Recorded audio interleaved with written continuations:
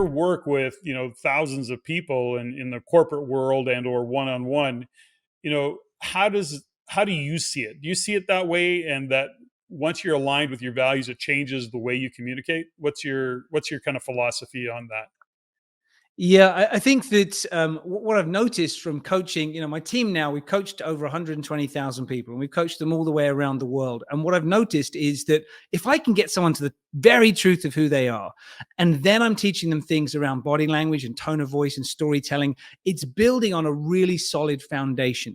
Whereas, sometimes where in the past I was, many years back asked to come in and do a quick fix of working on a manager who had a speech at a conference the next day, I can get them to stand in the right position and gesture in the right way and have the right words, but it might feel like it's just not coming from their core. And so it Hmm. can feel like there's a little bit of sort of glass between them and the audience. Like the connection is just not quite happening. Whereas if you can get them to come absolutely from their truth and then speak from there, then you're in a much better place. It's like, it's suddenly you can put the walls and the roof on because the foundation has been built in a much stronger way. Now, I will go back to one piece, which is key, because some people listening might think, okay, all I've got to do then is just be myself, and then that's that. Actually, no, you've got to still do the work on your physicality and on your storytelling methods, because sometimes, when people say it's okay, just go into that job interview, go into that speech, just be yourself. It's terrible advice, because people have got these habits that they've built up through their lives, which are armor they've built up, habits that are protection, if you like, for difficult situations that they've been through in the past. And so if you say just be yourself, what they do is they then present all of those bad habits to people. So even though they're coming from integrity, they're saying things that are true, it doesn't mean they necessarily make a great impact. So from that point, you then do need to know the rules of the game. So I talk about it sometimes in comparison to tennis, where I say, if you want to be a great tennis player, you don't just walk on the tennis court with integrity, with honesty. You just go and be yourself, because you'll never hit the ball over the net. You need to understand forehand, backhand, serve, and volley to win the game of tennis. And the same goes in communication. Once you've got that sense of, I know who I am, I know what my values are, I'm coming from that sense of truth, then you can add on these elements of working around your physicality and your storytelling methods to engage the audience and how you ask questions of the audience. So it's not coming from a place of sort of tricks or manipulation. It's coming from a place of truth. And then suddenly, when people see that, this is where you get this description of a speaker being really charismatic, because their body language, their tone of voice, their words, and their mindset are all heading in one direction. And you can see every part of them is flowing together. And you think, wow, that's charismatic. And so you've got to make sure that you're working on all of those pieces. And often the biggest piece of work to do is to work out what bad habits you're displaying and take those away. So you come back to the truth of your personality. Where this is where my first book I wrote was You Were Born to Speak. And what I meant in there is we did this study, this piece of research that showed that you will get a much greater impact on an audience where they'll be more convinced by you. They think you're more knowledgeable. They think that you are a better leader if you strip away habits and come back to how you were naturally born to stand up, the way you're naturally born to use your arms, the way you're naturally born to vary your voice, and doing all those things that you would have done maybe as a child that got beaten out of you through difficult situations in high school and difficult situations in your early career. And to get into the point where you get leaders sometimes who just hunch over a podium and, life's been knocked out of them. And they say, look, everything's great, everybody. I'm really inspired to be here, and it's an exciting time for us. And you think, come on, tell your face that it's exciting. If you want them to believe it, like, we've got to get away from this stuff that's holding you back, strip that armor off and get back to full expression, because otherwise it's just not going to work. You know, there's so many really cool little tips in what you just shared, and let me just share a quick story here. And I love this topic, so I'm probably being a bad host, because I want to share a couple of my own stories that it aligns with this, and I want kind of validation that that how I see it is similar. I don't know, but I want to just share. So there's a client, I'll call it, friend, who's 58 years old, been in an industry for 40 years. He has got an amazing reputation as an in the trenches kind of guy. been on the tools. He was a general manager, knows how to run the core group, run his team, very data driven. He's just one of those guys. So he gets out of, like, he shuts it down. He goes, no, I'm going to retire. I'm going to just shut it down. But he comes across an opportunity that is in the industry, and it's really cutting edge in terms of I don't want to call it technology, but just in the product that he came across. He's got distribution for that particular product. And I'm working with him and I'm listening to him. And to your point, it's interesting habits, but for almost 40 years, call it, he's been this guy. Now he's going to a trade show and he's got to meet people. He's trying to pitch, if you will, sell this new product concept. And we spent a lot of time around a fundamental conversation and I gave him the exercise. I said, is there people in the industry that you admire that is kind of now you're wearing that same suit that they're wearing? And he goes, yeah. And I go, so do you understand that for 40 years, you've been this guy. Your reputation is this. Your peers are this. They know you as this. These are the conversations you're having. And I said, now you have to step into it and go, see that guy over there that you've admired for all those years, who's the pointy end of the spear? I said, well, you're now the pointy end of the spear.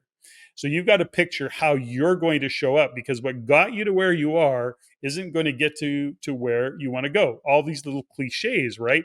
Which is to say that, it's not about the goal, it's who you need to become to achieve the goal. So if we Yeah. just use that, I said, you've got to picture yourself, who is that guy that's going to change an industry? Who is that guy that's going to bring this innovation to light in an industry that's old and antiquated and, in a good old boys club? How do you need to show up? And, as we work through these things, Richard, the other tip I gave him, and I worked with him on this, is, he wants to tell the whole story in one big, conversation. So he goes on to maybe allow too much. But my point is this: in your communication, when you're working with your clients, I've come to believe and proven to myself as a speaker that you got to connect your brain to your tongue. Mm. And it's all to say that we have these ideas, we have this way that we're going to communicate. We're going to say this and we're going to say it that way. And it really sounds good in your head. But if you don't say it out loud, like if you don't say it out loud, you don't have to act it out. You don't have to stand in front of a mirror, but you have to literally say it out loud to connect your brain to your tongue. So, bit of a story. How do you see that thought process that I just shared? How does it Yeah, align with? there's a couple of pieces I'd love to dive into on that piece. So firstly, connecting your brain to your tongue. An analogy that I like to give people if they are going to do a talk is to say, I want you to think of yourself as a surfer on the ocean. So if you're going to learn how to surf, what do? Well, firstly, the first lesson always happens on the beach. They're not going to take you out onto the waves and then say, okay, pop up on the board, because you're going to drown. So what do? You're on the beach and you pop up on the board, and then they say, get down again and again, pop up on the board. And you learn to do that thing over and over and over again. In fact, I learned how to do water skiing very recently on my most recent family holiday. And I started to learn on the beach. And the guy was like saying, hold on to this. And now I'm going to pull you. And then you're going to stick your butt out and you're going to stretch your arms out and keep them straight. And we're practicing on the beach. I'm getting to the point where the muscle memory is there, where I'm like, okay, I'm good. I've got this. I am ready to go. Like my brain is now connecting with my body the same way as the speech maker needs to connect their brain to their tongue. And so, I've been doing this 23 years. I get booked. My team gets booked now about 2,000 times a year. I do maybe 150 of those bookings. And every time before I start a talk, even if I've done the same talk twice in one day, which happens occasionally, every time I connect my brain with my tongue before I start, where I think, okay, what's the first 30 seconds at a minimum that I'm going to be saying, so that I can just get to that rhythm where it's muscle memory. So when I start, my brain thinks, oh, this is familiar. I know which direction I'm heading in now. And then the rest of it can become much more comfortable. It's the same as with water skiing that I learned to do on this recent holiday, where all he was teaching me really is the first 30 seconds of, okay, the boat's going to start to take off. You've got to keep your arms here. You've got to stick your butt out. And the first 30 seconds is basically the boat goes and you've got to stand up. And the rest of it is kind of, riding the waves, riding the water. The same goes what I teach people for speech making is you've got to get to the place where that first 30 seconds, you're going to crush it. You've got muscle memory, your brain is going to connect, and there's going to be no issues there. And from that point forward, you're riding the ocean. You've got to be able to make sure that your communication isn't something that's fixed or forced. So I learned this the hard way as an actor. I studied acting for 3 years in London, and I went to this amazing acting school where we would train for about 60 hours a week. So, my friends were off at university doing like 5 hours worth of lectures a week, and then the rest of the time they're just drinking. Whereas I was doing 60 hours a week of learning how to communicate. And I learned the hard way that like for early on, I'd study a play, I'd learn all my lines, and I would decide how I was going to say a line. I decide like what gesture I would put with it, what facial expression I'd put with it, and it was fixed. And then I'd get in and do the scene. And what I was doing had no connection with what the other people on stage were doing. Like somebody who I thought was going to laugh came in crying and sort of knelt before me. And I thought, okay, well, I'm just going to pretend that that didn't happen and deliver what I'd practiced. And it just didn't work. And the acting teacher would say to me, what are you doing? And I'd say, well, that's how I thought I'd deliver the line. They'd say, but you've got to react to what's happening in front of you. And that's served me really well. To come back to the analogy of being a speaker, being a communicator in any situation, one-to-one, one to a few, or one to many, you've got to react to what is there, just like a surfer on the ocean. If you go out in the ocean still, well, then you're on a still ocean. You can't suddenly pretend that you're riding the waves if the waves aren't there. If it's a really choppy ocean, you can't just sort of sit comfortably on your board and pretend that there's no waves. You've got to react to the situations. The same goes as a communicator. You've got to be ready to flex yourself to what's really live happening around you. Then coming back to your earlier point, which I really love and very much resonate with, where you said, it's who you become on the journey towards a goal that really matters. I teach this whole piece around it, and it's the piece that I'm actually proudest of anything that I've created in my intellectual property. It's gone into my recent book, Lift Your Impact, which is around archetypes. So archetypes, they've been talked about for many years. Carl Jung really popularized them in the early 1900s, and lots of people have talked about different versions of archetypes. Some systems have like 4 archetypes. I've seen one with as many as 35, and there's anything in between there.